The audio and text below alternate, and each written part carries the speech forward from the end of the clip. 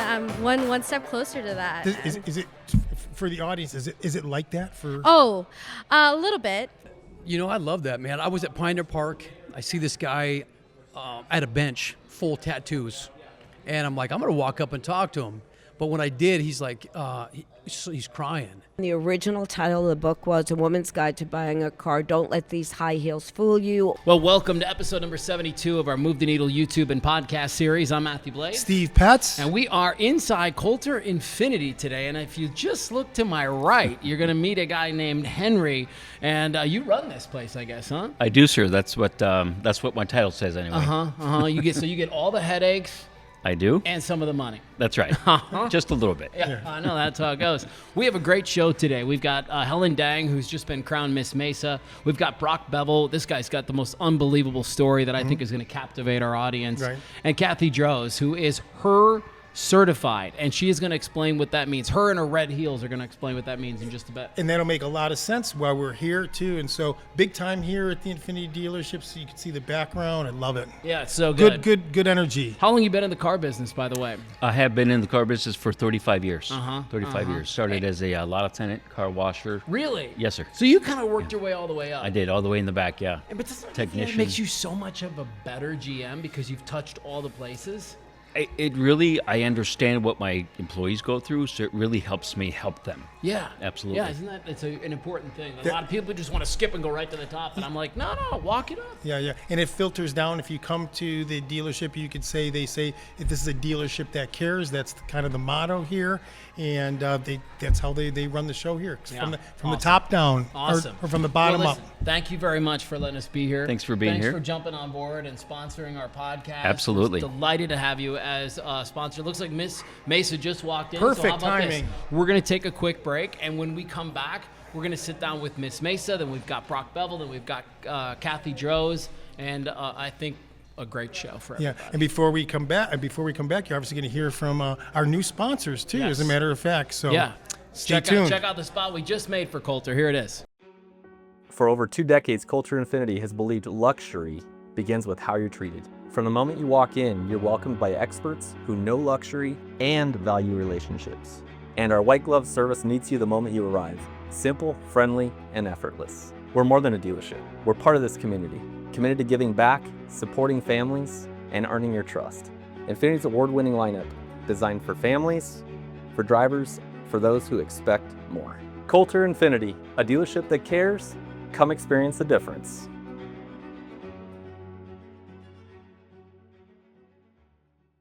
At Brooklyn V's, we bring the taste of Brooklyn right here to Arizona. Our family's been serving up real Italian food for generations, and every dish is made with love, just like Nonna used to make. From classic spaghetti and meatballs to layers of cheesy lasagna, stuffed shells, and the best New York-style pizza in town, every bite is pure Italian comfort. And if you haven't tried our world-famous cheesecake, well, you're missing out. It's been rated one of the best in the area, and once you taste it, you'll know why. So come hungry, leave happy, and enjoy a little slice of Brooklyn right here in Arizona. Well, welcome back. This is it, episode 72 from Coulter Infiniti, and as promised, Helen Dang is sitting right here. Hi, There she everyone. is. Hi. How are you? Good. I'm in my finals week right now, but I'm so glad to be here. Okay, this is a nice unplug yes, from the it's week. a great break. Yeah. Yes, for sure. Okay, so there's so much to your story. Yes. And yeah, I know you're, Miss Mesa. We see the crown on top, but you just mentioned finals, and you are at school. And if I'm correct, you're like marching towards a medical degree. Yes. So why? Yeah, so currently I'm a second-year medical student at AT Still University, which I is love literally AT 5 Still. minutes away Yes. from here. And the reason why I wanted to be a doctor is ever since when I was a kid, I grew up uninsured. My father was laid off during the economic recession. And ever since then, we had a journey with trying to find access to health care. Since then, I had to get in line, for 6 hours at a time just to get a flu shot back in the day in 2008, which is a really tough time. But ever since then, I got in contact with a lot of great physicians, a lot of primary care physicians that really paved the way to what I want to do. And at the end of the day, I kept trying, I kept going for it. Every exam, every extracurricular opportunity, every volunteer opportunity to give back to those who need it the most, especially those that are uninsured, underserved. And doing so, I got to A.T. Still University, and their motto is whole person healthcare, and all about serving underserved communities. And that's what my goal is, to be a doctor for underserved individuals Fits in really around well here. with you. Yeah. Yeah, you know, I do a lot of work with docs, and they will all say the same thing. They are so over the insurance industry. I mean, the insurance industry is just broken. It's dismantled. It's like a bomb went off inside. And, you know, my Max's dad has this great saying where he says, you know, the house is on fire and people are walking in going, where do we put the furniture? It's like, we don't need furniture at this point. We need a completely new house. Like we're, you know, and that's insurance, because you're right. There's an entire demographic of people. And look, it's not even just underserved anymore. Oh, no. You make under X amount of dollars, it's hard to get health care. It's everybody. I mean, over $1,000 on anybody's budget a month is that's a dent. I mean, it's too much. Yeah. Okay, so you jump into medicine because this is what you want to do. Have you decided on a specialty yet? I have not. That's everyone's favorite question. Yeah. I'm a second year right now, so I'm about to go into rotations where I get to get a little taste of every single specialty. Right now, I always say I'm either between internal medicine or general surgery, which are two crazy spectrums, but I'm excited to just dip my toe in every specialty and keep my mind open to see what I want to do in the future. Do you watch like Grey's Anatomy? I do. I love shows? Grey's Anatomy. It was my go-to show back in high school. I was like, I'm going to be one of them one day. So and I'm one step closer to that. Is it for the audience? Is it like that for? Oh, a little bit, but not really. I haven't really gotten there yet. I feel like right Ask now her it's next just year when she's in when I'm in rotation. the hospital in my scrubs. But right now I feel like it's a lot of opening books and laptops. I'm sure you hope it is too. They seem like they have a lot of fun. They too. do. They do seem like they have a lot of fun. I do have fun. I promise you. Med school is great. Why internal medicine? Why surgery? Yeah, so I think especially in internal medicine, you're able to either work as a primary care doctor. You can also work in the hospital. You have a really big range on what you can do. And at the end of the day, my goal was always to volunteer one weekend after I make it and become an attending, to volunteer at an unhoused clinic or an underserved clinic for a weekend, just to serve those individuals and teach medical students how to learn. And so ever since there, I thought internal medicine has all the things that I like to do, and that's something that could be a great thing. And I feel like with general surgery, I like the pace of it. I'm also really good at dissection. I got really good at that at anatomy, so that's something that I'm really I was good at interested the into. toad back in high school too. The dissection. Yeah. I like that. That was I the only was one. never good at operation. I always got buzzed. Yeah. I got a question, but back at this duality, you know, you often say that the white coat and the crown could coexist. Yes. What's the moment that you realized that you didn't have to choose, that you can do both? Yeah, so I think it's very important to know that if you want to put your mind to it, you can do it. Sure. Especially in medicine, it's a really busy field, but it's something that you have to make sure you make space for yourself so that you be able to survive and cannot burn out. I think for me, especially in pageantry, it's made me fall in love in myself and my hobbies and really give back to my soul when I go into the clinic to see a patient. It reminds me of what I can do outside of not just being a medical student and looking at books and looking at patients, but also putting on a pair of 6-inch heels and putting in hair extensions and walking the runway. I think it's also just prioritizing yourself and what matters to you. And so I try to be an advocate and a role model for that, for people who are scared that they're not going to have enough time to put on the sash and crown while also doing medical school. There's Google Calendar, there's also planners, but also if you put your time and energy into something, it'll flourish and it'll grow. And every single medical interview that I have had, every single person that I've met throughout this journey, the first thing that they ask not is, how's medical school going? They say, how's Miss Mesa going? Right. And I think that's a really great starter to talk about how amazing this opportunity has been for me. Developing into a well-rounded individual. Yes. I mean, that's what people are looking for. People that can, I know people like a lot of athletes as well. People who like to compete and get out there and and all that stuff. I How love did you that. get into the pageantry? Yeah, so everyone's story is different. I definitely started way later than everyone is. What does that mean? I'm currently 26 right now. My first pageant was actually when I was 24, 2 years ago. Oh, it was wow. a year. Yeah, so much later. Yeah, 'Cause so most much people later. are probably getting started in their teens, Yeah, right? exactly. And so for me, as an Asian American, I'm Vietnamese, there was always a standard of beauty that they're like, oh, if you are not a size 2, if you're not 6 feet tall, you shouldn't compete in a pageant. And I kind of kept that because I was like, oh no, like I can't do it. And then I hit right before a year before I started applying for medical school. I felt like I needed something to push myself out there. I wanted to get and grow these skills to be the best version of myself that I could be. And so one day I got an ad and it was like, do you want to compete? And I was like, okay, like if I'm going to do this, I'm going to do it right. I'm going to put my all into it. I bought my first pair of 6-inch heels that day. How did that feel? I was wobbly at first, but I think I got the hang of it now. And ever since then, I just started practicing. I started putting in all of my talent, and I won my first local pageant there. And then now this is my second one, and it's an honor. And I'm saying, like, you can start at whatever age that you want to. Yeah. And it's as long as, like, you have that like drive to continue doing that and to put that goal, then you should do it. How is the pageantry going to make you a better doctor? Yeah, it's actually already helping me with the amazing medical training that I'm getting. Believe that. Yeah, a lot of pageantry has to do with people skills. It also has to do a lot with communication and talking to the community. Because of the sash and crown, I'm able to really relate to my patients and relate to the community a lot more in a different way that not a lot of people can do. And it's really funny. Sometimes I'll be at an appearance and a patient will come up. They're like, I know you. And I was like, oh, yeah. But I think also just being able to be in the community and do community service work is what makes you a better doctor. Because of the sash and crown, and also because of my duality of being a medical student, I'm able to work in the student-run clinics that serve underserved or unhoused individuals. I get to work with Circle the City. I get to do so many things that I'm really passionate about, and it's going to make me a great doctor in the later. Yeah. Yeah, I got a couple for you too. I read you talk about stepping into uncomfortable spaces to grow. What's the biggest I can't believe I'm doing this moment on your journey so far? Right here. This is our first podcast. Yes. Yeah, this is my first. I was like, oh, I was nervous.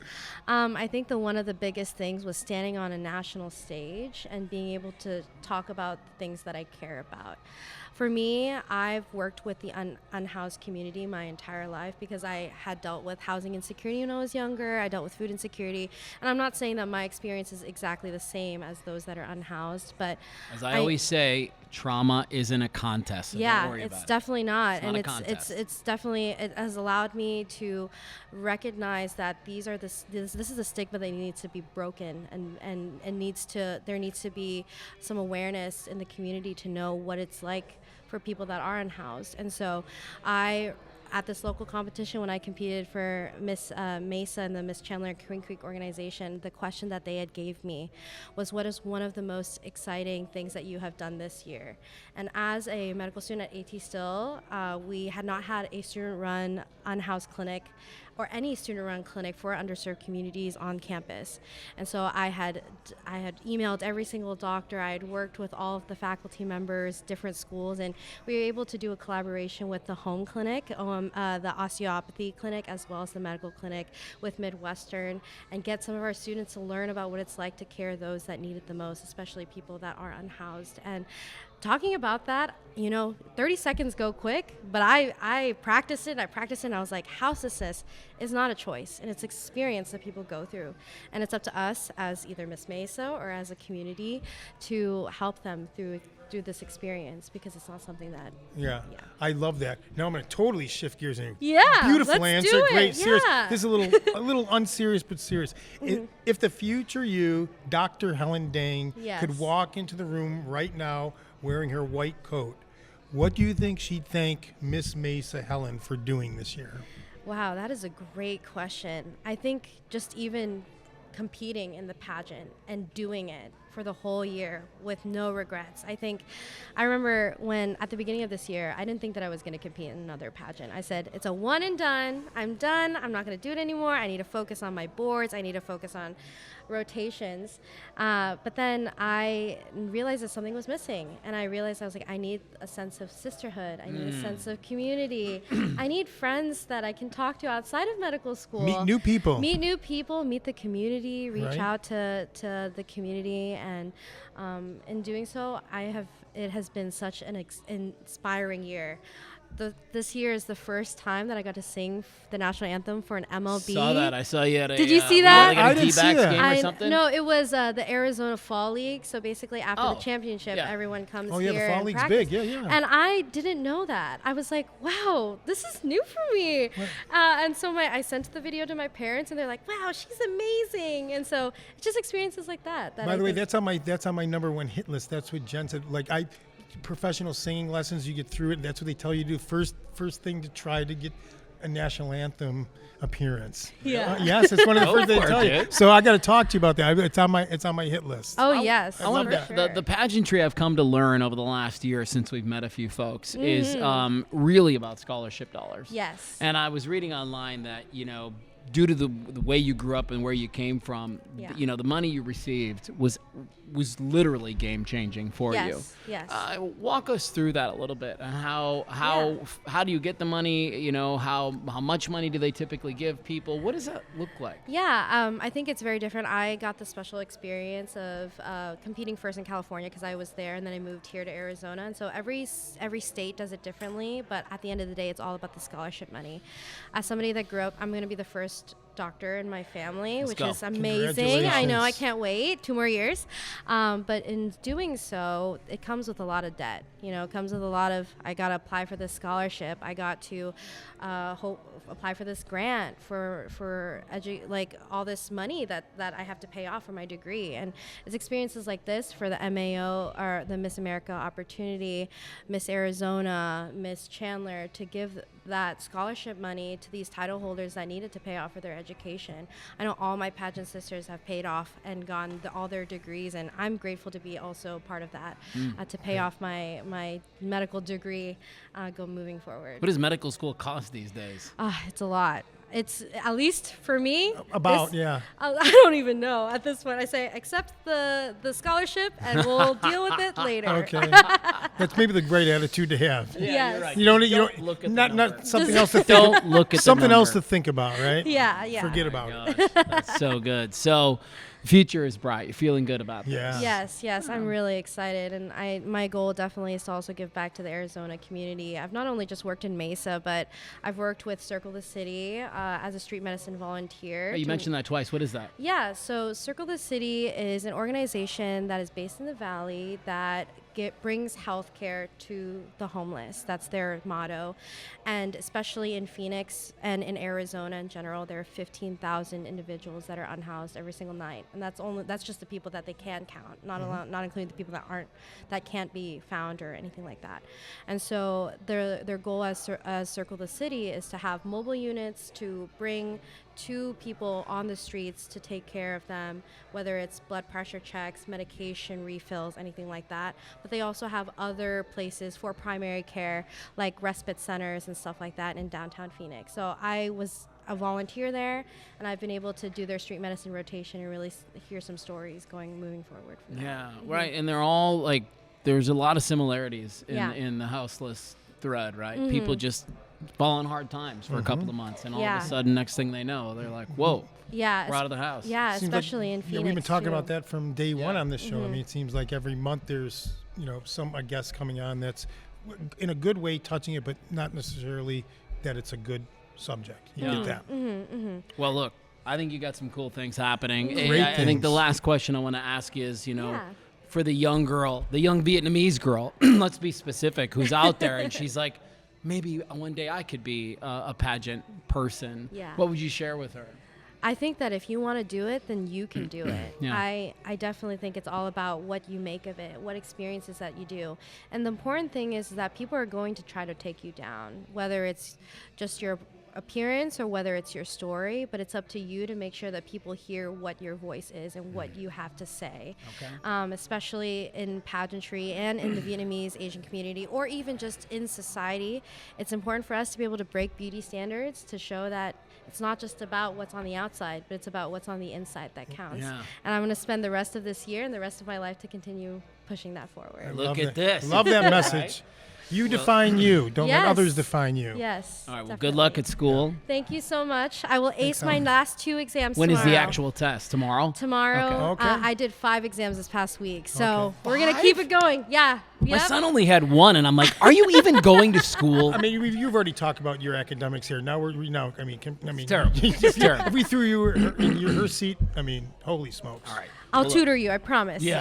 I might need it. Good luck. Thank you so much, All everyone. right, we're going to take a very quick break, and when we come back, we're going to sit down with Brock Bevell, and then we've still got Cathy Droz, and you're going to learn all about her. See what I did there? Yeah. Her.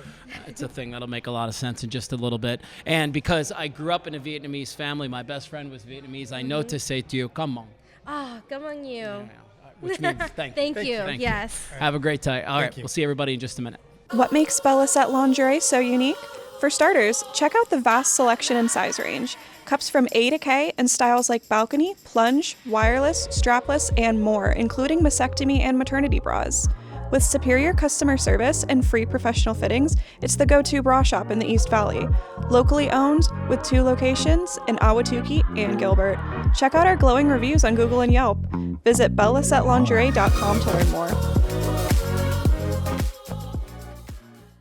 Welcome back. Segment number 2 of our Move the Needle podcast. And really quick, just thank you so very much to Coulter Infiniti and, of course, Brooklyn V's and Bella Set Lingerie Tutor Doctor, just to 4 of the fantastic people who allow us to keep the lights on over here, Steve. Our big-time partners. We love them. They love us, and happy to have them. Very grateful. I'm excited to jump into this conversation with Brock Bevell. It's this guy right here, lest you think it's one of us. Former undercover detective, opioid addiction, and recreational recovery is what it said somewhere online, LinkedIn or something like that. You're a retired police officer who was run over on duty and ultimately retired from those injuries. Wow. True story. True story. Yeah. Can we start there? Let's go. Okay. Because this is the moment that Let's do changes it. the April trajectory 11th, of your man. life. April 11th. Yeah, it was interesting enough. I don't know how deep we can get in this, but we had an informant who was a prostitute. Okay, just giving your listeners a great cue. Yeah.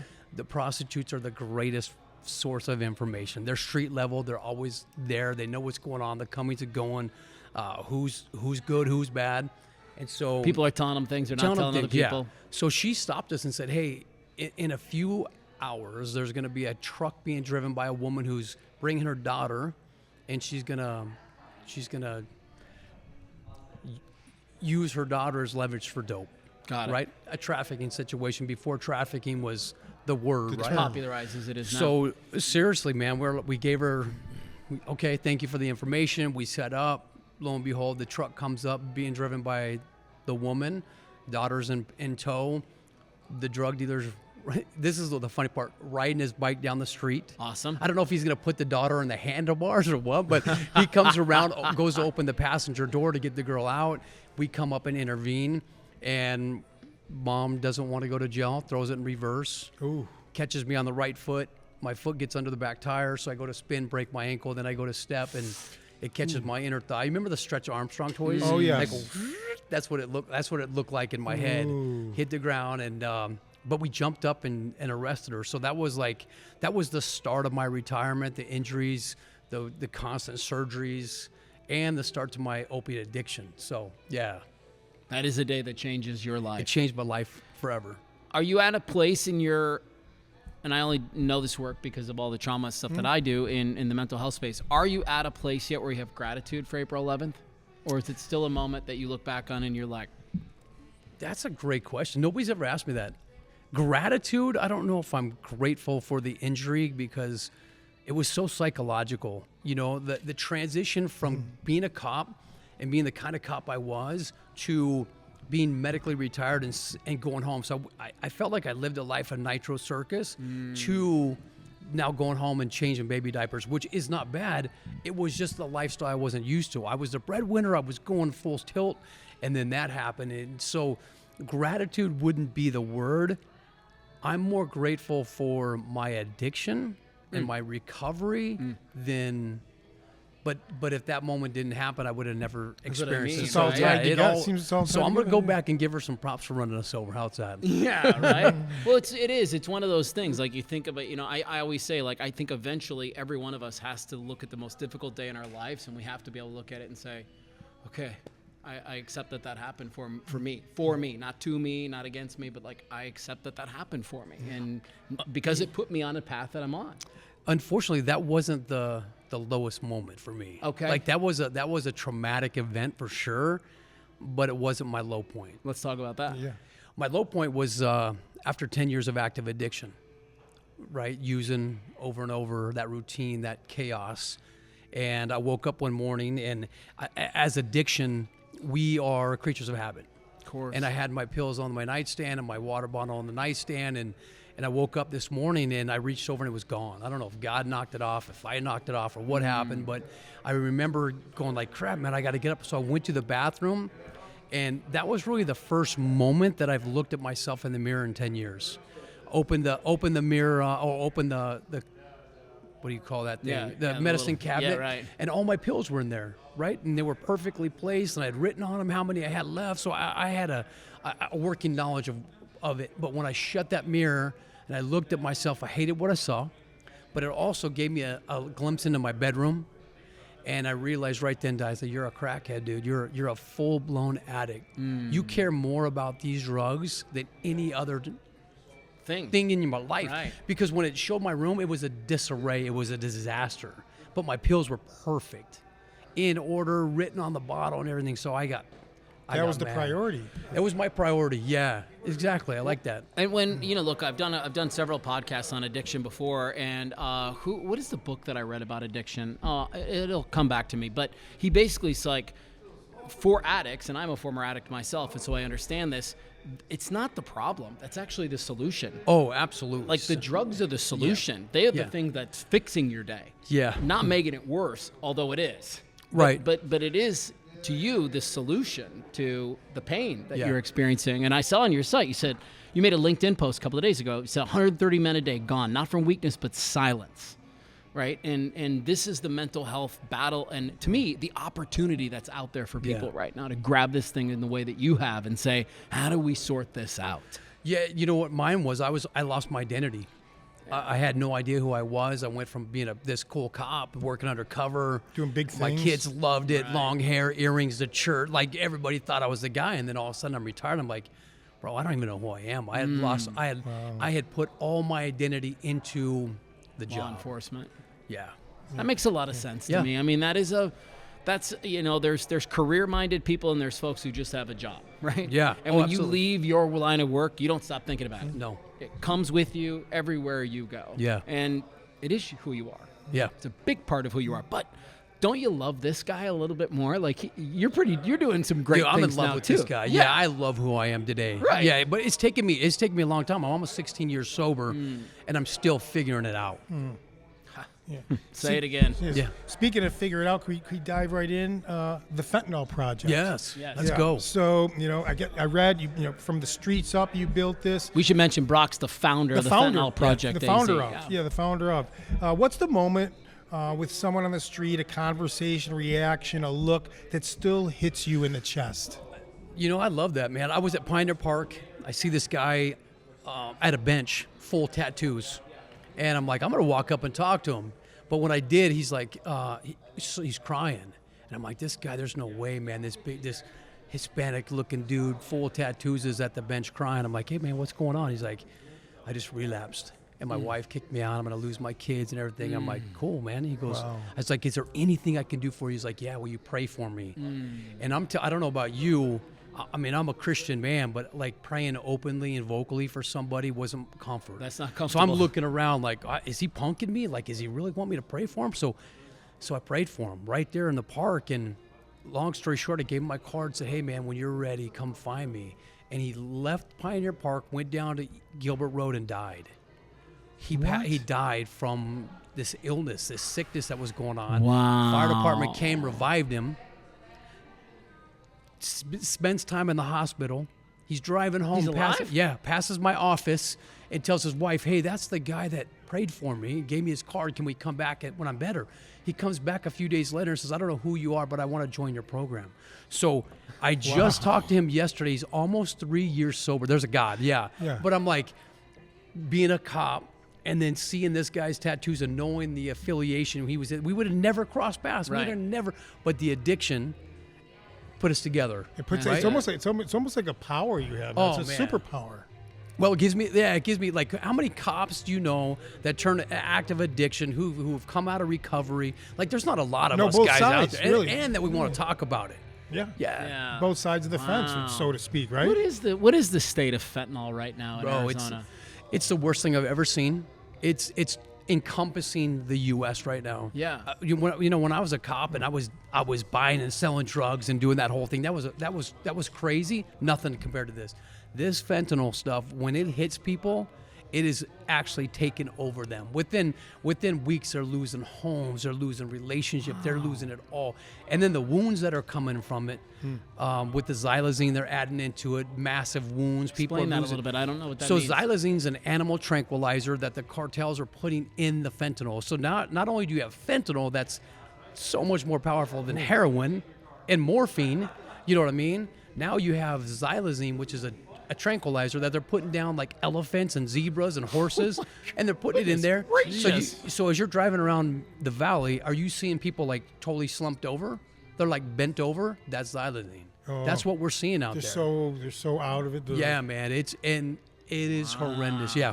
Now, is there any positives on this? I mean, is there any sort of traction going on, or any good news on the front? I would say that our president right now is making some moves. Yeah. Like I like the fact that he's more proactive than reactionary. You know, as a cop, man, like there's a 911 call. We're just reaction. We're just coming to the scene after the fact. Yeah. But I like the fact that there is some, whether you're pro, I'm not getting into, but I'm saying I like the fact that he's starting to get ahead of this stuff and trying to knock it down before it comes into America, because it's here, brother. Yeah, it's here. Flooded. This well, look, place. we've got this is terrible because it hits every community. Yeah. And we got a kid, and I won't say where, but my kids go to high school, and then there's a guy who tried fentanyl for the very first time and died that night. Yeah.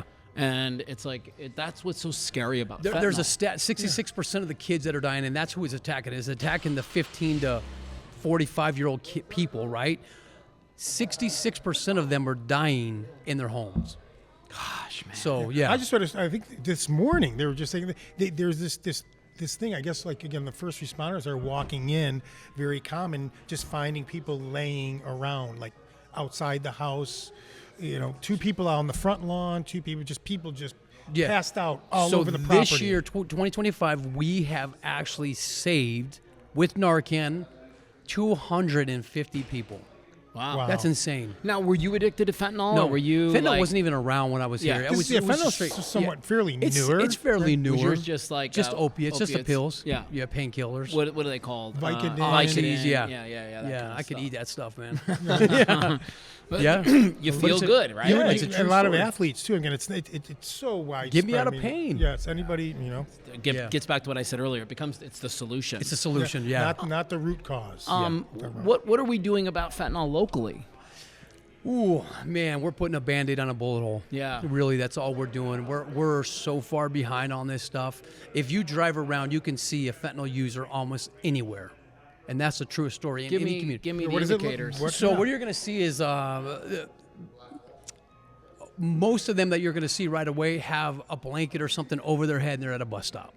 Got it. If you see them like covering themselves up, that's because they're under there smoking it and they're trying not to let the wind hit. So you're going to see that, or you're going to see them doing that. We call it the fentanyl fold, where they're hanging over, they're like folded over to where they can't move. And that, I mean, now that we've talked about it, you'll drive around today and be like, oh my gosh, it's everywhere. Yeah, you'll see people all the time.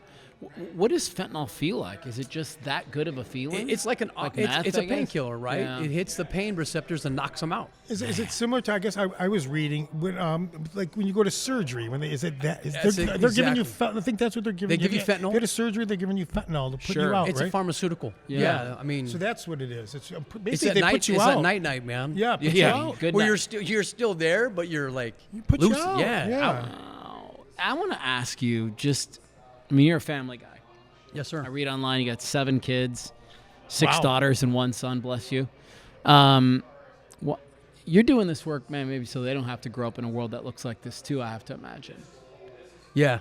I talk openly to my kids about this stuff, man. I don't want them being affected by it. They saw Dad go through it. That's one of the big traumas that I still carry in my kids, I mean, they saw me going through an active addiction. They didn't know what it was. They couldn't pinpoint it. But kids know, they just know something's they knew wrong. something was going on. And yeah. now today, man, I have open conversations with my boy, with my daughters, like, hey, this stuff's real. It's everywhere.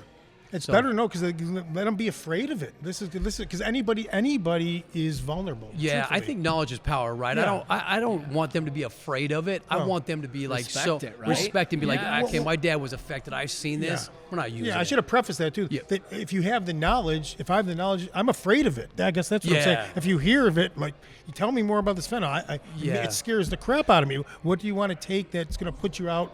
Lights out. I don't want anything a part of that. I guess that's what I was trying to say. I believe the we- knowledge is scary. Yeah. I wanted to, one of the things that I'm struggling with currently is, my former addiction was alcohol. Okay. And so I'm sorry. And I always tell Man. I tell my kids all the time, like, I didn't stop drinking so you could start. Like, that's a thing that comes out of my mouth sometimes. And I wonder if you identify with that statement, like, because your kids are going to try things, right? Like, they're probably going to experience drugs and alcohol on some level. I don't know. Maybe they won't. But most kids go to college and they have some experiences. Some experience, yeah. And what will you say to them in that moment? Oh, man. I hope I do a good enough job right now without even have to say. They watch That my they stuff. just avoid it? And they just avoid I it. Because hope they so, saw too. me go through it. Yeah. They know. I mean, I believe it's personal to them. Because they live The pain, Yeah. Family pain. family pain. And I hope that my trauma doesn't bleed over to them to where they keep bleeding. You know what I mean? Yeah, Hopefully I broke that cycle Hope you did. to where it's done. Yeah, that's so cool, man. This work you're doing is just, Yeah. it's so important. Yeah, I've got a question. I read that you preach action over everything. Absolutely. Okay, what's the biggest leadership myth you see? The one that keeps people talking about change instead of actually doing something about it. I won't name any names, but there was a city council Steve member. Petz. No, No, there was a city council Maybe member we'll see the story. that called me up, saw what I was doing, and called me in. And we went to their office and we sat down, and I talked about what's going on in her community. I'm like, we got to do something to get it. We got to get ahead of this. Yeah. So it never happened. So she's just like, I'm going to listen to you, but I'm not going to do anything about it. I don't, so it's like, it's that action over everything. You're either going to act and help people or you're not. And so that was my pet peeve with her is she's no longer there. So for me, I was like, man, you have to react. How can you hear how many kids are dying from this and not act? Right. Yeah, do something. We never talk about it. I live in the city of Mesa, and I never hear anything about fentanyl. Really? Never. And I'm emailing them. I'm tagging them. I've tagged the mayor himself, saying, "Mayor, come out with us." Well, there's a little issue about that because we learned about that on our podcast. There's a marketing issue. Really, there was mentioning that it's tough for them to get that messaging out. The people, the law enforcement, like the marketing piece of it. I don't know exactly what it is, but that's why a lot of people aren't hearing it. It's not on billboards. It's not on mainstream yet. And It's not sexy. It's not a sexy topic. That's what it is. That's what it is. So it's not out there. It's not. You're Yeah, we've done absolutely shows on trafficking before, and like these are just difficult subjects to talk difficult subject. Yeah. Yeah. They're swept under the rug. Because there's 3 ways out of this, right? There's only 3 ways out of hear addiction. 'em. You either sober up, Yep.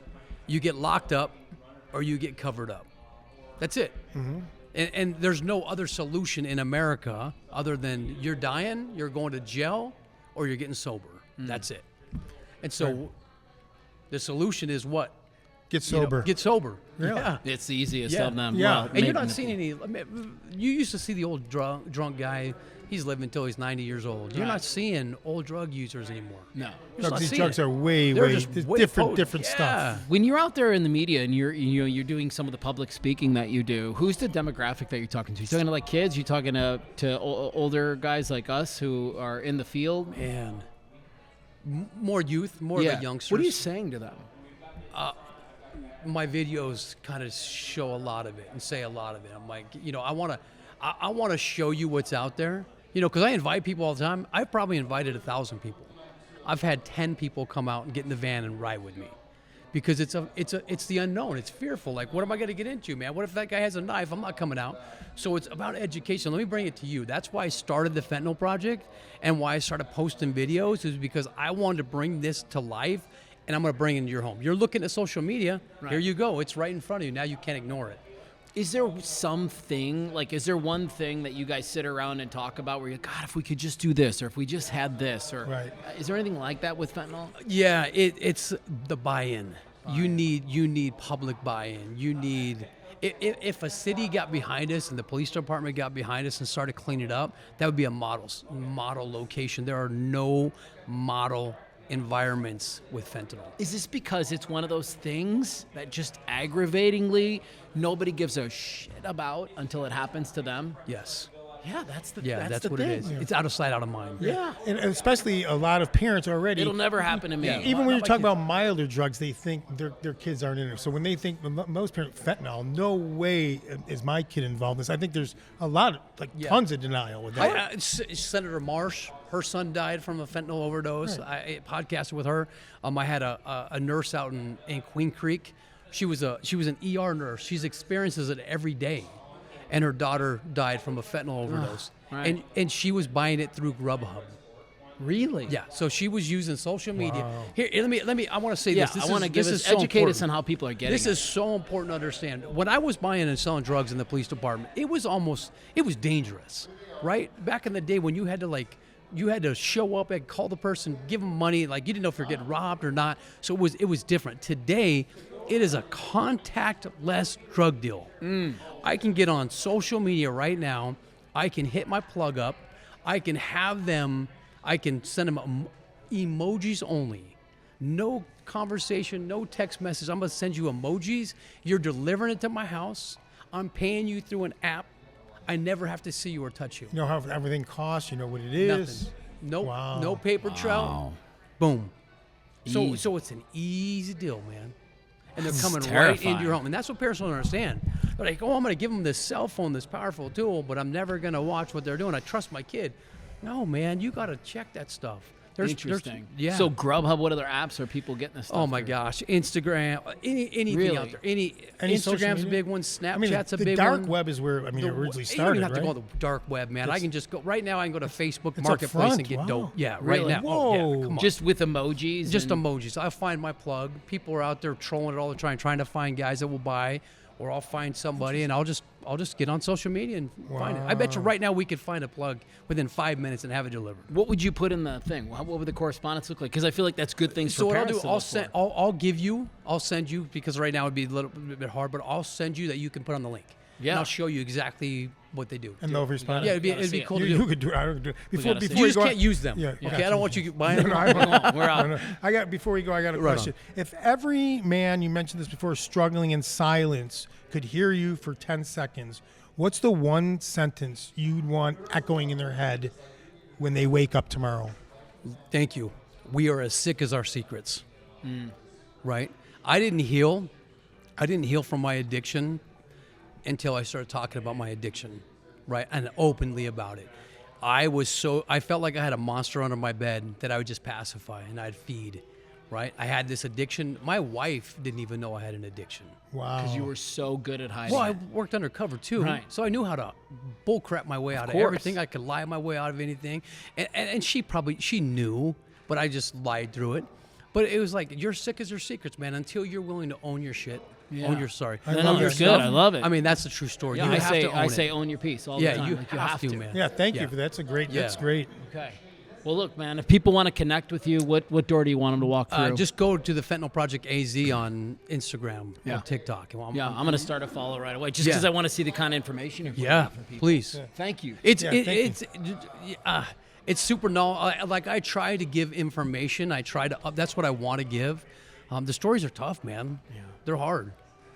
Well, I love that you're Thank in you, it. brother. Yeah. And Appreciate thank you it. for Keep fighting coming the fight. on. Yeah, man. Of course. Thank you guys. When we come back, do you know our next guest, Cathy Droz? She's phenomenal. Yeah? Yeah. In the red heels? Yeah. Ready? Yeah. Power, man. We got to be here. It's a powerhouse. Yeah. Yeah. So we'll take a quick break, and when we come back, we'll sit down with Cathy. Thank you again. Looking Thanks, for guys. this. Appreciate it. Hi, I'm Kim Selchin, owner of Tutor Doctor of Awatuki, Chandler, and Gilbert. We understand every student is unique, which is why we meet them where they feel most at ease, whether online, at home, or in a public space. Our academic coaching is designed to help even the brightest students overcome organizational challenges, sharpen study skills, and build confidence, empowering them to achieve their best. From kindergarten to adult, we believe every student can be successful. We also have expert SAT and ACT coaches to help teens with college admissions and scholarships. I'm excited to learn how we can partner with your family to help today's learners become tomorrow's successful adults.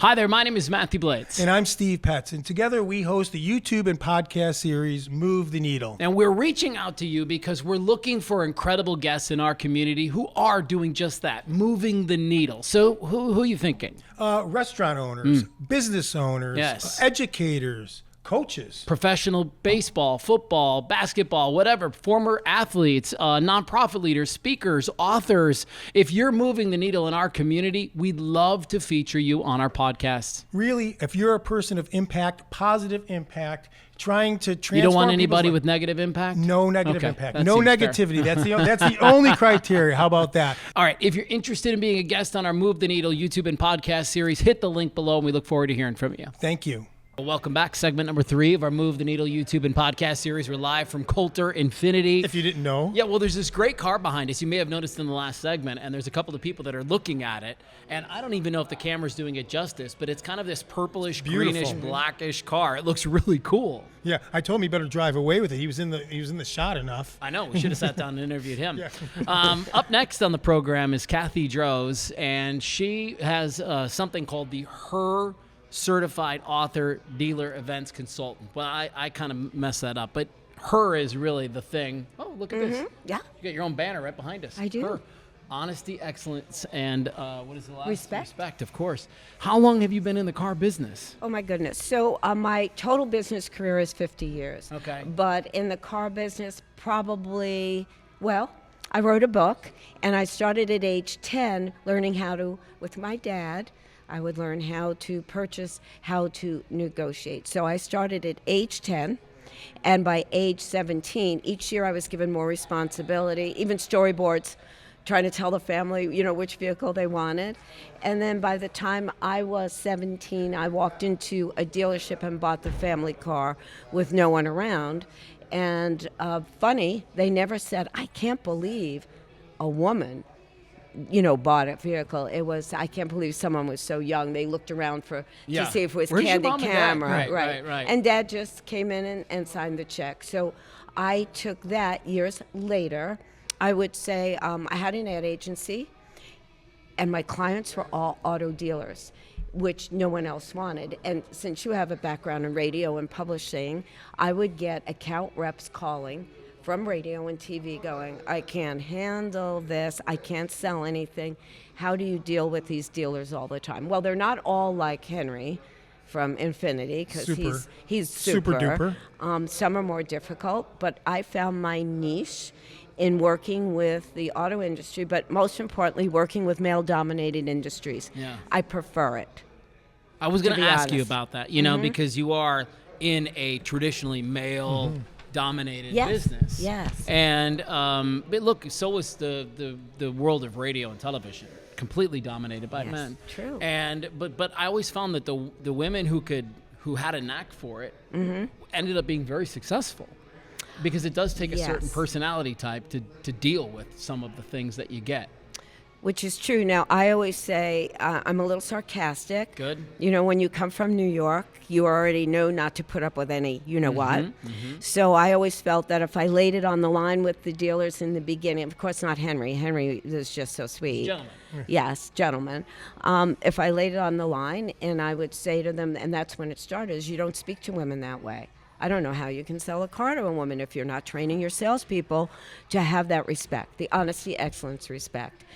And I worked with retired NFL I've worked with, now I worked with Alice Cooper. That's the music business. A lot of men there. I've just retired NFL was a great experience as well. Mm-hmm. Men are great. They don't bother me, but I prefer to have a few more women around. Me too. Yeah, I like I like what they bring to the table. I was reading online. Do you have something you want to jump on really quick? I was reading something online that you have test driven more than 700 cars. I have. Okay, so how did you get into the test driving business? Because you gotta know there's somebody watching, and I was like, I want a career where all I do is test drive cars. So first, I want to tell you it is a non-paying position. Now they're all out. They're all out. I'm busy.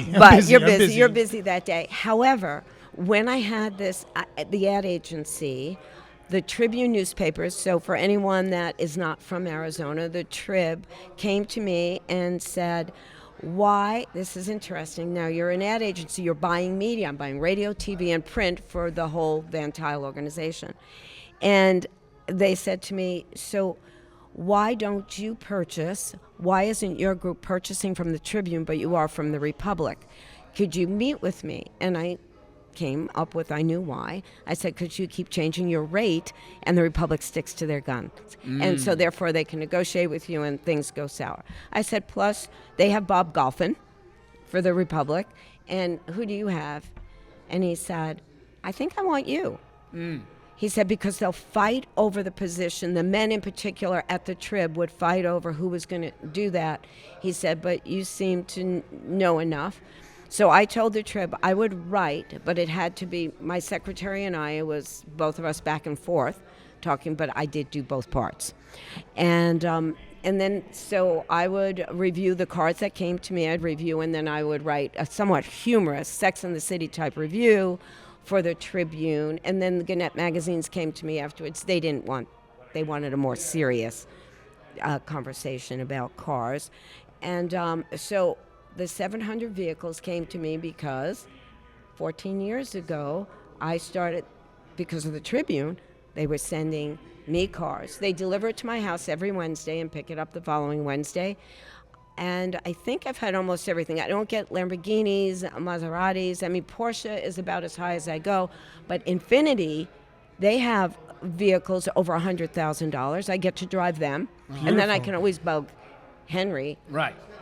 And then going on a road trip, I need an SUV. So I've got a question along the lines. It's funny. I'm glad you jumped in there because I had 600 cars. So my You're way behind, I was a little man. outdated. You are way behind. Way behind. But alongside this, of course, being this HER certified, let's wrap this. My question's along this. What's the fastest way you can tell if a dealership truly gets the female customer or they're just faking it?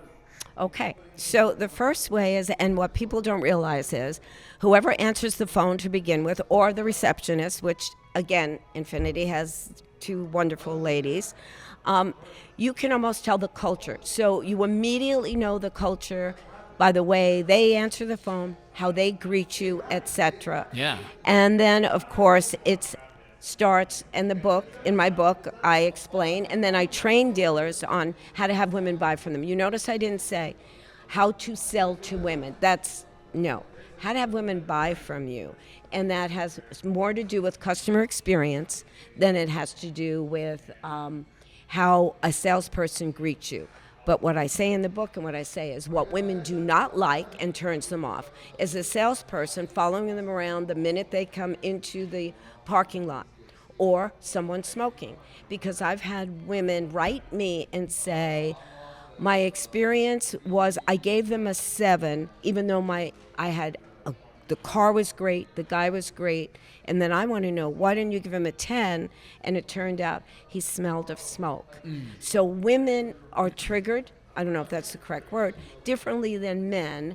My experience has shown that when a woman has a great experience, she shares it with her friends, and then you gain them. When a man has a bad experience, he doesn't tell anyone. Women do. Women will. That's true for me. When I have a bad experience, I'm not going to make a big stink. I'm just my attitude is I'm never going back. I'll just hit him in the wallet. I'll never go back. Right, exactly. Or they would not admit that they didn't get a good deal. And that's just the male ego in particular. Probably not you. It's very fragile. Right, it is. Very fragile. Amongst the 700 cars, what has been so fun to drive? Oh, my gosh. Okay, Besides the Infiniti. Besides, oh yeah, It's a given. The Let's start Infiniti there. is a given. So, I have to tell you that, and Henry doesn't mind this, but last year the car of the year that I gave was the Genesis. Yeah. Okay, and the reason is that for their luxury sedan and their larger, and there's so many Qs, Rs, and Bs I can't quote after 700, but they have two of their SUVs that they swore the year prior to 2024, I think, was they were going to build cars for health and wellness. I burst out laughing. I go, what, are they putting a gym in the cargo area? What are we doing? You get a granola bar in your glove box? No. Yeah. But I love what they did. And Henry would agree also, I'm sure. So it's a very large screen, and when you press it, I'm not sure what the title is or the prompt, but what shows up are your choice of listening to people walking in the snow, rainforest, beach waves, and coffee shop. Interesting. So if you're having stress on the road, so their idea was Which is highly likely in stress, Phoenix, Arizona. Which is highly likely even on the way here. So you press rainforest or whatever, and it's like zen. It's like a spa. This is it. Yeah. So they did kind of complete that. The vehicle includes everything. So the $100,000 Genesis includes everything you may pay a little extra for that Infiniti to bring it over $100,000. But, without discarding, I'm just telling you that Genesis, made by Hyundai, was probably my favorite. Outstanding. Interesting. Outfit. Did you ever drive anything super fast that just really was a thrill? Oh my gosh. So I've been fortunate over the years, not in the last several, but over the years I've gone on trips where I've been invited by manufacturers because they want to wine and dine you, so you write something nice about them, which I write almost nice about everything because I feel there's a vehicle for everyone. Sure. And there's good in everything, really. Right. And I'm not a snob, so I'm not going to say, oh yes, you must It's a drive Kia, that. blah, Yes, blah, you blah. don't Yeah, know, right. etc. So I feel like I don't criticize. But the Porsche Cayenne I did and the Macan I got to go on the racetrack. So, and Lexus has taken me on the track. Infiniti has had events, and they showed me more the technology, which I'm an ICE person, gas. Yeah. And so the hybrids I love, and if you're going to have electric has been difficult for me. Electric has been difficult for you. me. The infrastructure here, we're not in California. The infrastructure here is very difficult. So when I run low on electric, finding a place is difficult. It's real. It real. is. I drive an electric car. It's Tesla. real. Okay, except Yeah. Tesla. Except Tesla. So we got that too. And the way Tesla does their charging stations, other cars can't really participate they got unless their you own have an little- adapter, Right. and even then sometimes you can't because of the way the position is. But Right. Yeah. So Lucid and Rivian both have the adapter for Tesla now, yeah. which is good. I'm sorry, I was going to interrupt you. No. Good. I wanted to break the ice, something we haven't brought up, and that's about the red high heels. Yes. I was going to ask, Yeah. how did that So, come to be? Yeah, it Okay. symbolizes confidence. I read, what's the moment in your career when you had to metaphorically tighten the strap, walk in a room, knowing you were about to change the tone? That's interesting. Thank you. And I do think if I led with my heels because I have been in marketing and advertising. I feel that I always knew that there had to be some form of branding and something that I would be consistent with. And so if I were to consult at a dealership, thank you for doing Yeah, that. I'm leaning in to protect the sun. Thank you.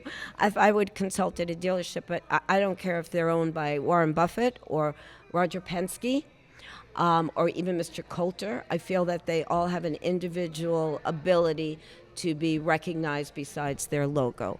For me, a one-woman show, older, I felt that the red heels are on the cover of my book, and I'm pretty consistent. You see I'm wearing them today, and I I can be in a supermarket in my neighborhood and they'll say, oh, There that she must is. be that lady. They don't know my name. They There don't, she is. You know, that type of thing. But it has been an inexpensive way for me to, and I do put them in the car, so I do product placement. That's what's funny too, is Bill Murray, the actor, golfer, so his PR girl sent me a Bill Murray hat and said, could you put it in one of your vehicles? I don't say, are you going to pay me? I don't say that because, you know, that I think is kind of cool. So I've done that. So entering a room, I was very shy growing up. Hard to believe, I know. Very shy. But once I reached the point of confidence, I worked in New York City. You grow up really fast. And I worked for, I'm an observer. I don't have a college education, so I can't say, well, I have a BA in this or that. Right. So I worked in New York City for Avon Cosmetics Corporate and worked for vice president as a secretary. And I just observed. I kept saying, I'm not going to be a secretary. I'm going to be that person. And I would watch I'll how run the show. You saw how they walk. You saw their whole, their aura, what they. And guess what else I saw? So I worked on the executive floor, so there were 22 men running a women's cosmetic company, and all the women were secretaries. But I thought, you know, just like why I like working in male-dominated industries, I think I can help and educate and guide without judgment, because I'm not a feminist, but yet I will protect women in buying a vehicle. And I do. There's a difference between like just doing what's right. Right. And that's, I think, what your threat is. Yes. Like, I let's think just treat her the same way we treat him. Exactly. Yeah. And to answer about the high heels, you know, who knows how much longer I'll be in 3 and 4 inch heels. So I do have red sneakers I will wear. Good. Yeah. So you got But I both. stick with it. I stick with It's it. cute. It's I nice. was I thinking like it. it would be kind of cool because everywhere you go, you're just looking for different kinds of red heels. That is true. And the ones that are in the car each week that they're $10. I don't wear them. They're, et cetera. they're a prop. But you know how it's so funny because politically correct. You can't have red heels that look like, a lady of the evening, Hooker maybe. heels? Yeah, hooker heels. And yet, I'm not going to wear flats, so to speak, if heels are it. Heels represent, and red represents kind of confidence and power. It's a power color. Oh, yeah. And I feel that, go ahead, ask me my outstanding qualities. Mm-hmm. No, I don't know 'em. You know what they are. Yes, exactly. No. You founded or co-founded the Women 360. Yes. Yes. We've had several women on this show that are members of the Women 360. And Heather, who took it over. Yeah. I guess she must have taken Yes, over that's from a great story. Yeah. So my girlfriend, Nancy, and myself, This is Nancy Meek. Nancy Meek. Okay. So Nancy and we live near each other. Her husband's my eye doctor. We live near each other, and we got together and we said, she said, Cathy, I'm starting a wine club, Scottsdale Wine Club. Okay. She said, and you love automotive. COVID hit, and we were getting calls from women saying, I'm home. I'm here with my children. I'm an accountant for digital, let's say, and I think I can do this from home.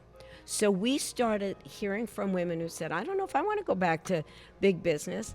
And so in particular, I would start talking to them about how they could start maybe their own accounting business. But I always told them, like branding, start with a niche. Do it only for women, let's say, only female business women, etc. So we started giving advice. And then with a mask, we'd meet at my kids' own a coffee shop in Moon Valley. So we'd go in there. One thing led to the other. We would have guest speakers all the time. We'd have events. And it turned out, Nancy and I said, this is too much work, and we're not 40 years old anymore. Heather came to us as our assistant. She was there a month, and I said to Nancy, we got to give her the business. Wow. She dynamic, she yeah. had it way over us. Oh, my goodness. She's fantastic. I know I brought her here to meet the Mesa Chamber. Henry met her. Everybody wanted to hire her, that type of thing. But that's how it started. And so we sit on the board, but she doesn't ask me anything. I pretty much would be asking her. but she has a group of women that she's brought on board. She did it the right way. Yeah, we have a lot of we have a lot Oh, of them they're come so on our show. They do talented. amazing things too. Yeah, that's so. Any hard hitting? I got some really some dynamic- Oh, okay. some really He hard comes hitters. up with the most creative question. If every woman buying a car could have one sentence from you in her back pocket the moment she walks in the lot, what would it be? Wow, I'm going to clean it up. You don't have to. You could say it the way it Take is. no shit. Say the That was it. Say the Take no shit. I feel that from the moment you get a vibe, it's interesting. So the moment you pull up, no. And that's why I wrote the book. I want women to know that they're told to approach you and say, can I help you today? Or can I... If there's nothing, I know what turns off women.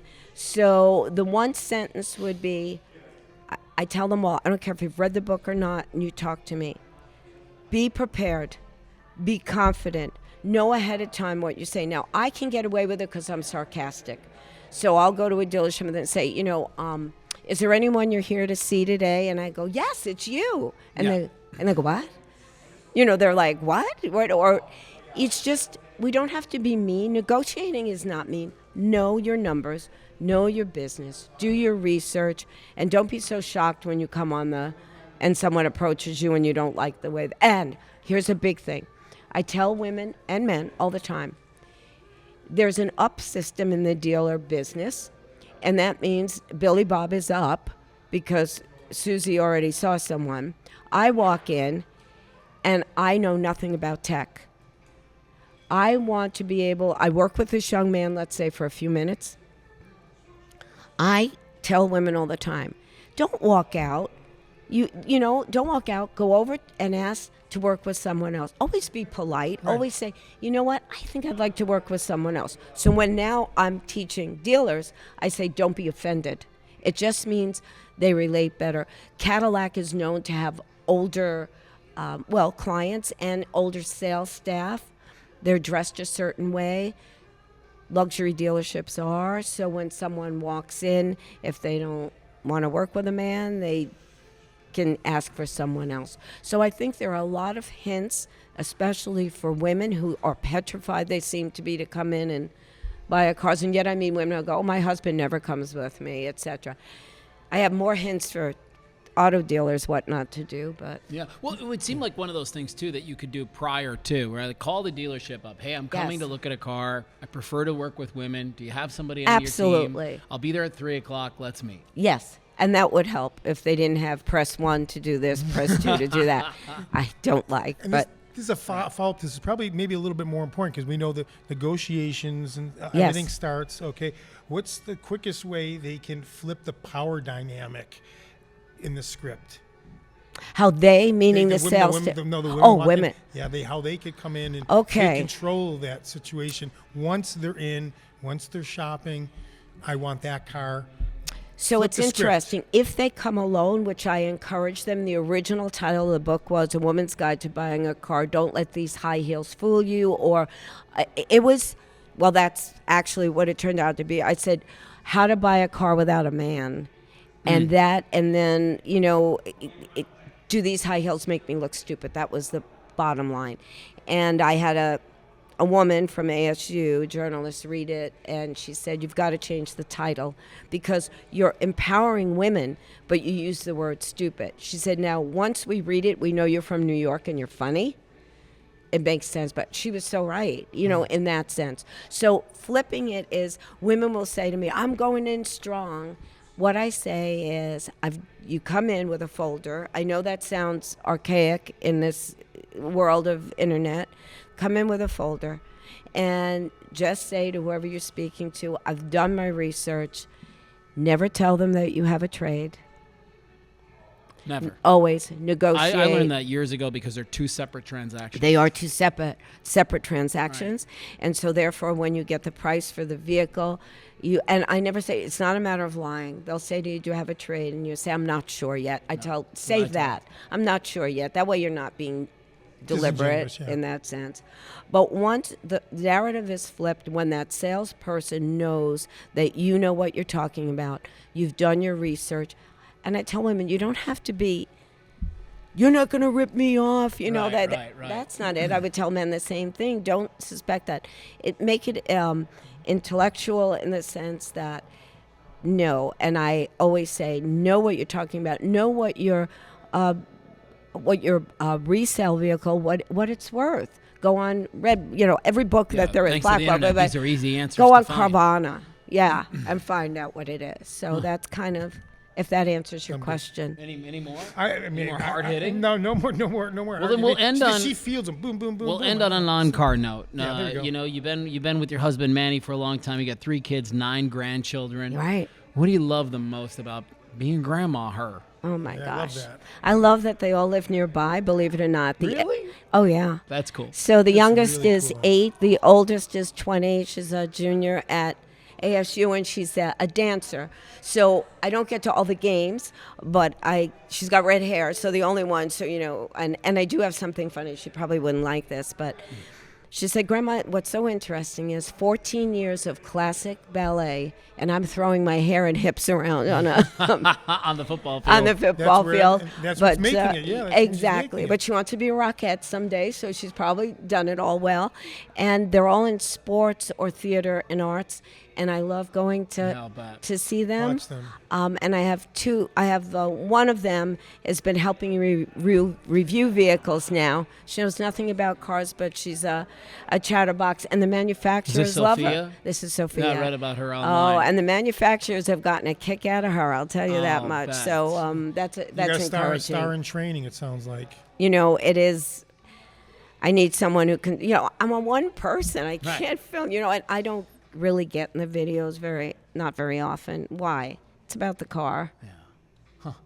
Well, she'd be smart to follow in your footsteps. She might. Yeah. You don't know. Pick some things up. Maybe she'll be on the blue heels. Sounds like a lot of fun. Also, too. You radiate enjoyment what you do. I like what I do. Thank you. We I really will appreciate it. Link to all of Cathy's assets in our show notes so that people can check it out. And there's the ebook, How to Buy a Car in Your Pajamas, that you put out during the pandemic. I read about. Yes, it was not complete, so it's not. But my regular book they can get online too, which is the Woman's Guide. But yeah, because everyone had COVID and they were ordering on their phones, and that was my granddaughter, the redhead, when she was younger. I put on there, and I had it all written down, how this was going to work. But I prefer. I've got lots of ideas still. You're still accepting new clients? Will you work with new dealerships? Yes, but I'm really totally consulting. And within the consulting comes the training for the staff. I will speak at their sales meetings, etc. But customer experience, and I know you're ending up, but women are more impressed by, and can I just tell you one thing very quickly, and then we're done. For sure. So I say to a salesperson, what's the difference between customer service and customer experience? And they say to themselves, interesting. Well, it means that certainly in the repair and fixed ops, it would be, how you come out, meet them at the car and so forth. And I go through that. I'll also work at a dealership. I will do fixed ops one day, come back, and I will work the floor. How else can I explain if I don't see what they have? So the best part is that I can tell someone from experience, okay, what has occurred, such as there is a dealership here in town who he said, what's wrong with our fixed ops? And I'm telling you from customer experience. Well, first of all, your crowd that you attract is over 55. Your service writers that greet you are young. They need a name, and they need to know where they come from, because Arizona is filled with Midwesterners, Minnesota, Dakotas, right? Their grandparents, etc. They probably bring their dogs. You need to, he gets name tags on everybody, Grand Rapids, whatever the case. And I said, and how many come with animals?